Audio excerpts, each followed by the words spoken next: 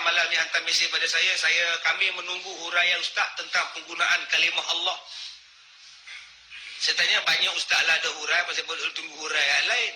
Dia kata sebab ustaz hurai lain pada hal lain. Saya kata tak tahu saya hurai apa. Ada ustaz kata, apa heran orang Kristian nak pakai kalimah Allah? Apa heran? Di Singapura, di Indonesia tu ada 200 juta rakyat Islam. 10%-nya Kristian. Orang Kristian di sana dah lama menggunakan Allah. Tak mengamuk pun 200 juta rakyat. Biasa ya, mereka bagi orang Kristian pakai. Tak ada apa-apa pun. Oh, dia samakan kita dengan Indonesia. Dia kata tak ada apa-apa pun. Tak ada apa-apa, tuan-tuan. Gempa bumi tiap-tiap hari itu tak ada apa-apa. Tak ada apa-apa lah. Tsunami berlaku setahun sekali itu tak ada apa-apa. Gunung berapi meletup setahun sekali tak ada apa-apa. Bom sana, bom sini tak ada apa-apa. Akibat membenarkan orang Kristian menggunakan kalimah Allah di Indonesia, orang Islam berkahwin dengan Kristian. Apa kata? Tuhan kita sama. Tuhan bapa apa? Allah. Tuhan kamu? Allah. Ya, bapa Kristian, saya Muslim. Kita boleh kahwinkan satu Tuhan. Sebab tu kahwin Lydia Kandau dengan Jamal Mirdad. Jamal Mirdad Islam, Lydia Kandau Kristian. Itu kesan yang akan dapat. Sebab itu kita jaga Islam ni hanya penggunaan Allah untuk orang Islam. Tak boleh bagi pada mereka. Kesan jangka panjang itulah kesannya. Masjid kongsi dengan gereja. Hari Ahad gereja pakai, hari Jumaat orang Islam pakai. Sebab Tuhannya satu, Allah. Akhirnya kongsilah gereja. Adakah itu yang kita nak buat? Tuan-tuan, dalam sudut ini saya minta satu aja, jangan memberi komen daripada sudut politik. Sebab kita nak menjaga hati-hati pengundi yang bukan Islam. Kita kata tak apa, boleh pakai. Digunakan dalil dalam surah Az-Zukhruf ayat 77. Tolong habiskan ayat pada ayat 78. Wala in sa'altahum man khalaqas sama, dalam banyak ayat disebut wala in sa'altahum man khalaqas samawati wal ard la yaqulunna Allah. Ada lagi ayat di bawah itu. Bila ditanya kepada mereka, siapakah yang menjadikan langit dan bumi? Mereka menjawab Allah. Itu dalil yang orang Islam kata boleh pakai orang guna. Allah pun disebut dalam Quran. Mereka lupa dengan satu lagi ayat di bawah itu. Jangan kamu percaya kepada mereka. Mereka memperolok-olokkan kamu. Ada lagi ayat di bawah itu. Minta tolong hurai sampai habis. Sebab itu kita kena pertahankan benda ini. Tak kiralah dia ni terbit daripada provokasi puak-puak manakah, ada puak-puak tertentu yang nak meng-highlightkan isu ni, itu cerita lain. Cerita sekarang dah sampai ke tahap dalam mahkamah. Bila sebut orang Kristian boleh pakai, bermakna tidak mustahil Hindu, Buddha, Sikh juga akan pakai. Tuan-tuan jangan lupa ni. Bila perlembagaan memberikan kepada Kristian untuk menggunakan pakai kalimah Allah, takkan puak-puak lain akan diam. Masa ini mereka akan buat. Ini benda bukan kecil, tuan-tuan. Tak kira lah kita baca dalam paper kita, ni provokasi daripada puak-puak mereka ni. Puak-puak mereka ni memang, itu lain cerita. Itu provokasi mereka punya bahasa.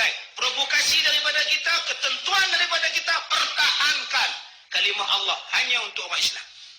Kalau orang Kristian nak pakai, gunakan perkataan God. Pasal tuan-tuan buka dalam Bible mereka. Bible mereka tetap menggunakan God. Dan mereka tidak menggunakan Injil. Kalau tuan-tuan alasan bahawa Kristian dan Yahudi itu adalah kitab Samawi, salah tuan-tuan. Kitab Samawi menggunakan Taurat dan Injil. Tapi Kristian dan Yahudi sekarang tidak menggunakan Taurat dan Injil. Mereka menggunakan Bible yang langsung tidak diiktiraf. Mereka telah memutarbelit Bible, memutarbelit Injil, menjadikan Bible berbagai-bagai jenis Bible. Adakah kita masih nak mengiktiraf? Ini jangan buat satu keputusan bersamakan kepada politik. Kita mesti buat satu keputusan yang menjaga Islam. Contoh rujuk di dalam surah Al-Fajr ayat yang ke-8. Litu'minu billahi wa rasulihi wa tu'azziruhu wa tuwaqqiruhu wa tusabbihuhu bukratan wa asila. Tugas umat Islam ada 5. Beriman pada Allah, beriman pada Rasul, memastikan Islam dimuliakan, memastikan Islam menjadi kuat dan beribadat kepada Allah siang dan malam. Ini 5 tugas umat Islam. Yang nombor 2, yang nombor 3 tu saya sebut. Umat Islam berkewajipan memastikan Islam itu dimuliakan. Tuan-tuan tak nak dengar nanti kalimah Allah diletakkan di gereja. diletakkan di baju, masuk jamban, suka hati mereka. Mereka bukan ada nilai-nilai untuk menjaga kalimah Allah.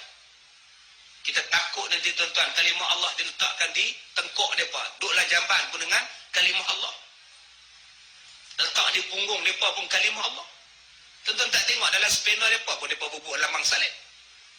Mereka tetukan di badan mereka dengan kalimah Allah. Masuklah jamban dengan kalimah Allah. Takkan kita nak biarkan benda itu. Dan mereka faham bahawa Tuhan itu ada anak, Tuhan itu ada bapa dan sebagainya. Takkan kita nak kata dan bersetuju Allah itu ada anak dan bapa. Betul Tuhan mereka Allah, Tuhan kita pun Allah. Tapi pahaman mereka tentang Allah bercanggah dengan kita. Wajib kita jaga nama baik Tuhan kita. Supaya kampung tuan-tuan, orang salah gunakan nama kampung tuan-tuan. Orang duk panggil kampung Muhabbat, Muhabbat, Taman Muhabbat, Taman Muhabbat. Bukan Taman Muhabbat, Taman Muhibah. Serupa sajalah, Muhibah, Muhabbat kan sama. Tak sama tuan-tuan, Muhibah lain, Muhabbat lain. Begitulah dengan kalimah Allah yang kita faham. Allah Samad, Allahus Samad, Allah Qul huwallahu ahad. Mereka faham lain, Allah ada 3. Takkan kita nak kata sama. Sebab tu saya minta pada tuan-tuan, kalau ada orang bagi alasan di Indonesia menggunakan kalimah Allah tak bisi apa, tak jadi apa. Tak jadi apa tuan-tuan. Tak jadi apa. Orang duk menikah Muslim dengan Kristian tak jadi apa. Berkongsi masjid, gereja tak jadi apa. Tiap-tiap hari gempa bumi tak jadi apa. Kalau kita nak tengok benda tu berlaku kepada anak cucu kita dalam tempoh 20 tahun lagi, kalau benda ini dilaksanakan, kesan dia tuan-tuan akan nampak. Sama saja Tuhan you pun Allah, Tuhan saya pun Allah. Janji kita Tuhan satu, kita kahwin. Aku Kristian, hang Islam, kahwinlah dia. Anak terpulang nak jadi apa? Takkan kita nak tengok benda tu berlaku pada masyarakat kita tuan-tuan. Dan saya dapat maklumat bukan setakat Kristian saja yang memohon untuk menggunakan kalimah Allah, Hindu pun telah memfaidkan. Buddha pun memfaidkan, Sikh pun akan memfaidkan supaya kalimah Allah ni diguna pakai.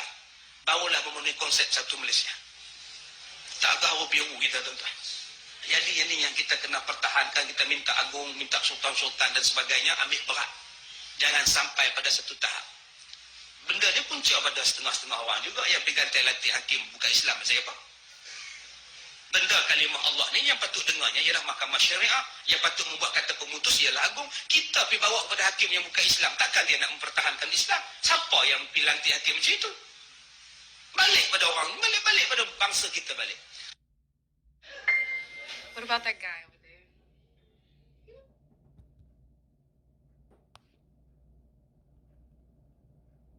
Apakah pendirian doktor mengenai isu kalimah Allah? Lagi. Pergi mana kat Malaysia pun. Baru ni pergi Sarawak. Bercakap di Masjid Bandaraya Kuching. Ceramah kedua di Perpustakaan Negeri Sarawak.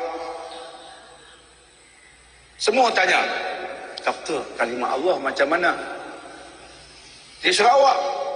Saya kata, you all in Sarawak have no problem, right, with this issue? Yeah, doctor, we have no problem. And still you ask this question to Dr. Daniel di Sarawak. Di sini tak apalah. Mereka pun nak tahu pendirian Dr. Daniel. Okey, kena hormati kan? Kena hormati. Semalam saya jawab, tapi hari ini saya juga nak menjawab di sini. Apa yang saya jawab ialah jawapan saya pada orang Kristian yang bertemu saya. Orang Kristian bertemu Dr. Daniel bertanyakan isu ni. Dr. Daniel menjawab pada mereka. Jawapan kepada mereka, jawapan saya pagi ini saya tak ubah. Dasar jawapannya tak ubah. Saya tak akan berkata sesuatu yang berbeza dengan apa yang saya beritahu tuan-tuan dan puan-puan. Saya tak adil jika saya melakukan demikian. Ini jawapan saya pada mereka. Saya berkata, Allah mencipta segala. Allah creates everything. So, Allah creates you and me. Brother John, Allah creates you, the non-Muslims, and the same Allah creates me. Indeed, Allah creates everything. Because in the Quran, Allah says, Sabbihisma rabbikal a'la. Bertasbihlah kamu kepada Tuhanmu. Dia a'la, al-a'la, maha agung. Dianya maha agung, ini cirinya. Alladhi khalaqa fasawwa. Dia khalaqa, mencipta segala, fasawwa, dan dia menyempurnakan segala penciptaannya. Disebabkan Allah khalaqa, mencipta segala, maka dia mencipta orang kafir. juga. Orang kafir pun Allah cipta. Jadi bila orang kafir Allah cipta dan orang kafir berkata Allah Tuhan saya, tak salah. Orang Kristian kata Allah Tuhan, betul? Itulah sebenarnya Allah Tuhan kami. Padri dia berkata Allah Tuhan kita, betul lah. Ada orang Islam terlampau emosional, dia tersilap. Allah Tuhan orang Islam saja. Cara tak sedar dia yang syirik. Cara tak sedar, cara emosional dia yang syirik. Allah Tuhan Melayu saja. Silap tu bro. Allah Tuhan bagi orang Islam saja. Bro, you silap, you istighfar. Mana boleh Allah cipta orang Melayu saja? Besar sangat kan Melayu tu. Allah mencipta segala. Maka sesiapa berkata Allah Tuhanku, padri bila berkata Allah Tuhan kita, betul sangatlah tu. Betul sangatlah tu. Jadi Kristian yang bertemu saya semua wajah ceria. Oh, so Allah is our God too, Dr. Daniel? That's what you mean? Yeah, saya kata. So we Christian can say Allah is our God? Of course. That is the truth. That is the truth. Oh, seronok. Nak balik dah. Salam Dr. Daniel. Saya kata duduk lagi. Belum habis. Belum selesai penerangan Dr. Daniel. Oh, you want to say something more? Yes. What is it? Because Allah is your God and my God. Because Allah creates everything. So, we have to know who is really Allah. Disebabkan Allah Tuhan kita bersama, maka kita bersama-sama kena kenal siapa itu Allah. Dan terima kasih Brother John sebab tanya saya. Saya bersyukur pada Allah jika orang kafir tanya saya pasal Islam, saya seronok sangat. Tak tahu mengapa. Seronok sangat. Sebab saya menyadari ketika itu Allah memberi peluang kepada saya untuk berdakwah. Masa itu saya terasa sangat Allah buka pintu untuk dakwah. Aku kena terima pemberian Allah ini. Bukan senang nak cakap Islam pada non-Muslim. Tiba-tiba dia tanya. Allah syukur. Saya lupakan seketika bernaleng. Brother, sit down. Sit down. Dia nak kenal Allah. Utamakan dia. Allah Tuhan kita. Mari kita kenali siapa Allah. Saya baca surah Al-Ikhlas. Qul huwallahu ahad. Allahu samad sampai hujung. Qul. Allah kata, katakan Muhammad, Allah Esa. Qul. Allah suruh kita kata. Maksudnya Allah suruh kita beritahu. Allah Esa. Terangkan siapa Allah. Al-Ikhlas menerangkan siapa Allah. Dan dia bermula dengan Qul. Tell them. Inform them. Tiba-tiba kita tak bagi tahu, kita mengamuk. Buat demonstrasi. Oh. Beritahunya tidak. Dakwahnya tidak. Mengamuknya ada. Padahal yang kita kena buat dakwah, bukan mengamuk. Dan dakwah kena berterusan, jangan tunggu isu. Itu beza dakwah dengan mengamuk. Jadi doktor cuba menerangkan.